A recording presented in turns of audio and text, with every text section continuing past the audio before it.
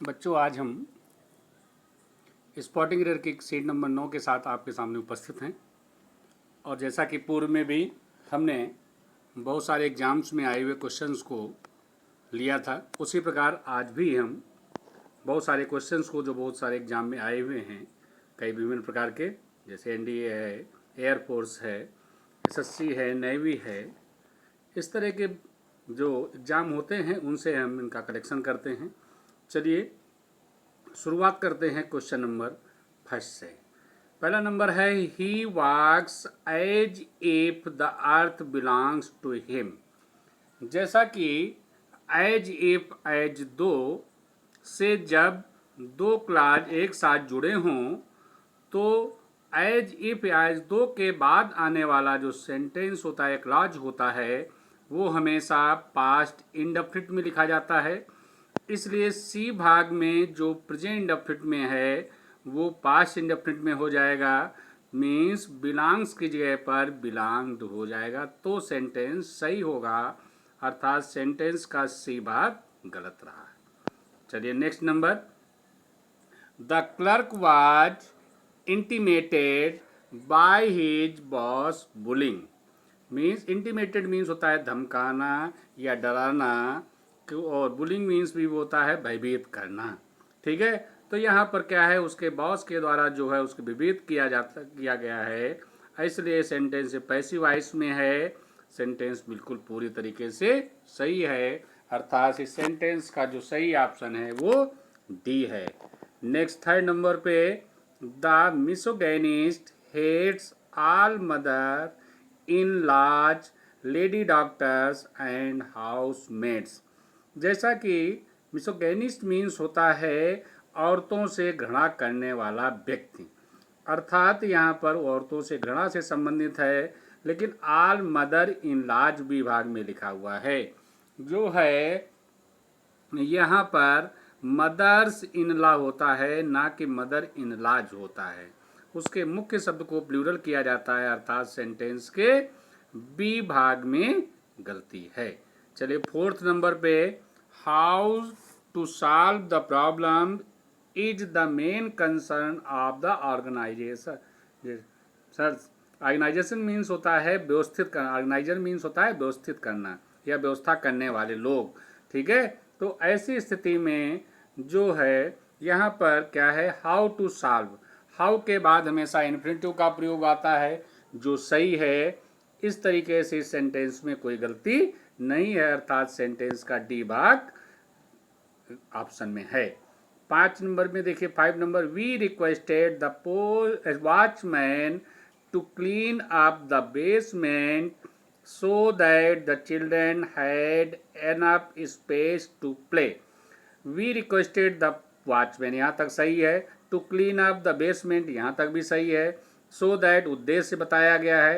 the children had enough, कहते हैं ना बच्चों के लिए पर्याप्त स्थान हो जाए, तो स्पेस शब्द का प्रयोग स्थान के लिए ना करके जो है रूम शब्द का प्रयोग किया जाता है, इसलिए सी भाग में स्पेस के स्थान पर रूम शब्द का प्रयोग होगा, अर्थात सेंटेंस का सी भाग गलत था।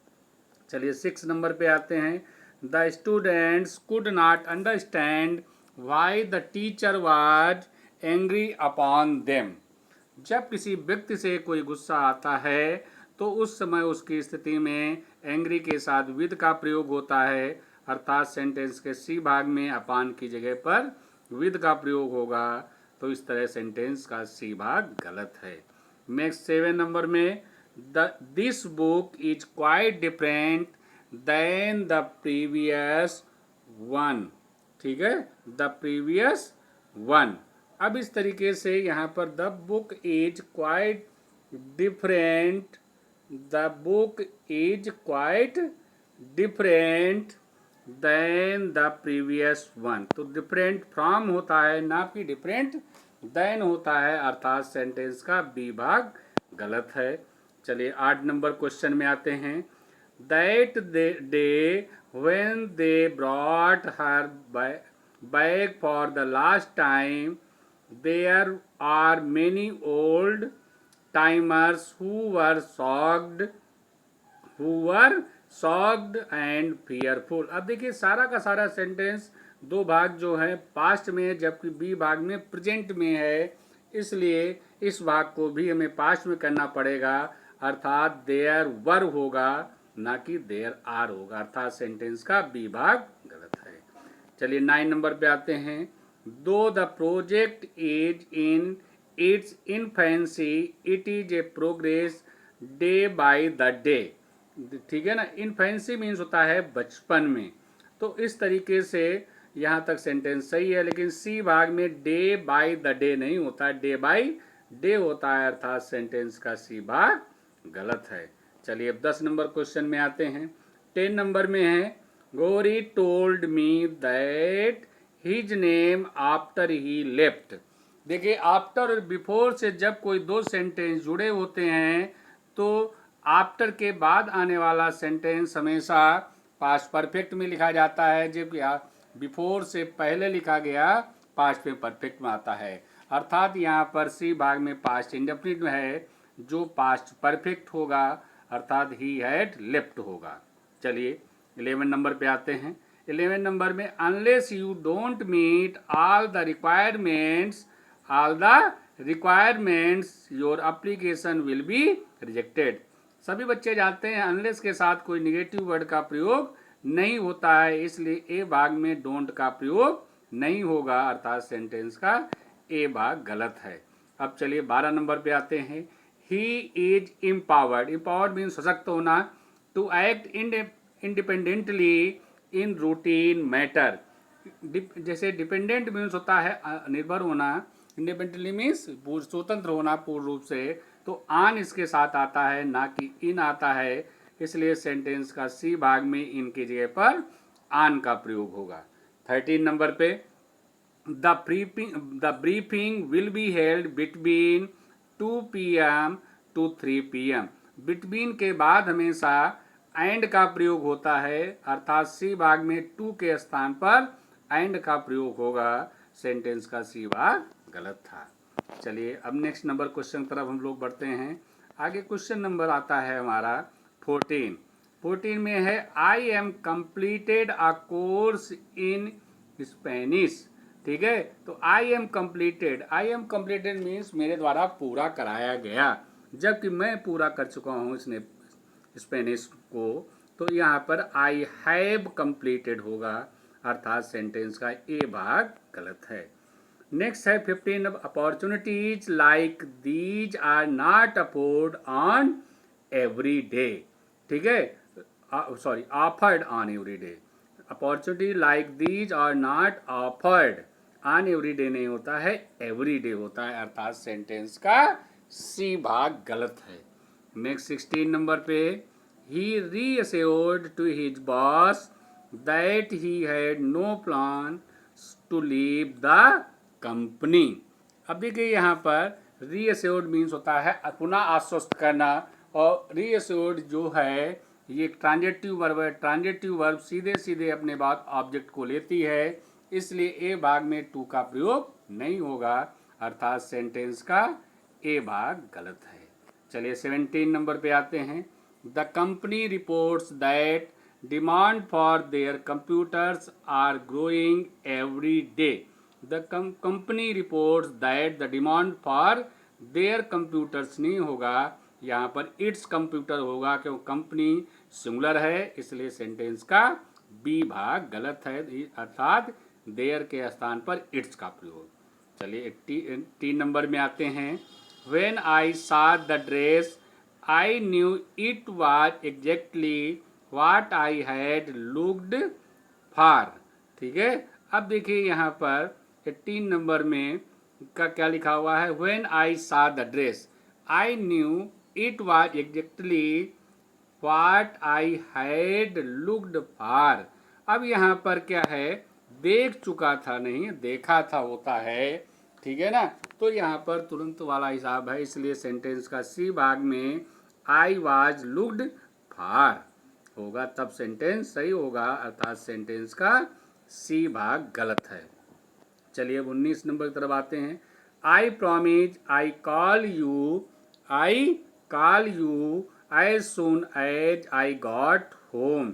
अब देखिए यहाँ पर आई प्रॉमिस प्रेजेंट में, आई कॉल भी है, तो यहाँ पर जब प्रेजेंट में है तो आगे वाला भी प्रेजेंट में जाएगा, तो आई गॉट के स्थान पर आई गेट होगा, तब सेंटेंस सही होगा, अर्थात सेंटेंस का सी भाग गलत है। चलिए नेक्स्ट 20 नंबर में आते हैं। I am afraid I did a mistake in calculation. अब देखिए आई एम अफ्रेड, आई ठीक है, यहाँ तक ठीक है। I did a mistake in the calculation नहीं होगा, इन कैलकुलेशन होगा, अर्थात सेंटेंस के सी भाग में द का प्रयोग नहीं होगा। नेक्स्ट 21 पे आते हैं। 21 में the number of applications has risen this year by as many as 50%। As many as नहीं होता है, एज मच एज होता है, अर्थात सेंटेंस के सी भाग में गलती है। नेक्स्ट देखिए आगे है कि I was driving under the bridge as a football hit my windows. ठीक है, अब देखिए I was driving under the bridge as a football, जैसे उसने विंडो में क्या हुआ, फुटबॉल हिट किया, अर्थात सेंटेंस का डी भाग सही है, इस सेंटेंस में कोई गलती नहीं है। ठीक है, नेक्स्ट 33rd पे, if I would would know what you wanted I would help you. जैसा कि ये सेंटेंस कंडीशनल से रिलेटेड है, और कंडीशनल में जब किसी सेंटेंस की शुरुआत इफ से, अनलेस से, अनटिल से, दो से, आल्दो से, इवन इफ से, एज इफ से होती है, तो उसके साथ कभी भी मॉडल्स का प्रयोग नहीं होता है। इसलिए यहाँ पर ए भाग में वुड का प्रयोग ना होके यहाँ पर इफ आई न्यू का प्रयोग होगा, तब सेंटेंस सही होगा, अर्थात सेंटेंस का ए भाग गलत है। नेक्स्ट है 24 में, no source of energy is so cheap as solar energy in the present age of energy crisis. यहाँ पर सोलर एनर्जी की बात की गई, सबसे सस्ती है, जैसा कि सभी बच्चे जानते हैं। सोलर में कोई खास चीज़ नहीं होती, एक बार लगाने के बाद पैनल हमेशा वो बिजली देता है कम से कम 25 साल तक, इसलिए वो बहुत सस्ती पड़ती है। तो यहाँ पर जो सेंटेंस है ए भाग में नो अदर सोर्स, पहली बात तो होना चाहिए, ये गलती इसमें हो गई है।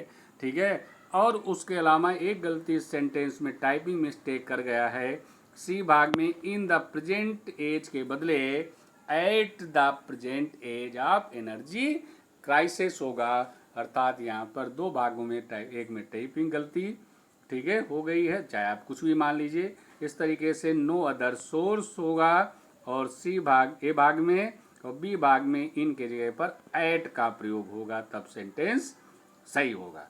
अब 25 पे आते हैं। Last year she was married with a businessman in Australia. तो देखिए last year she was married, see जब वाज मैरिड होगा तो इसका मतलब उसके बाद ही होना चाहिए, हुई होता है, तो उस स्थिति में मैरिड टू होता है। यदि सब्जेक्ट के स्थान पर ही हो और ऑब्जेक्ट के स्थान पर सी हो तो उस स्थिति में टू होता है, विद होता है, तो इसलिए सेंटेंस के बी भाग में गलती है। तो सही क्या होगा, she was married to a businessman in Australia. चलिए 26 में, all the members of the council began shouting to each other. अब यहाँ पर बहुत सारे लोग हैं, तो इसलिए सी भाग में ईच अदर का प्रयोग सिंगुलर के लिए होता है, जबकि यहाँ बहुत सारे लोग हैं, तो ऐसी स्थिति में यहाँ पर वन एंड अदर का प्रयोग होगा, तब सेंटेंस सही होगा, at one and other. Sentence के सी भाग में गलती है।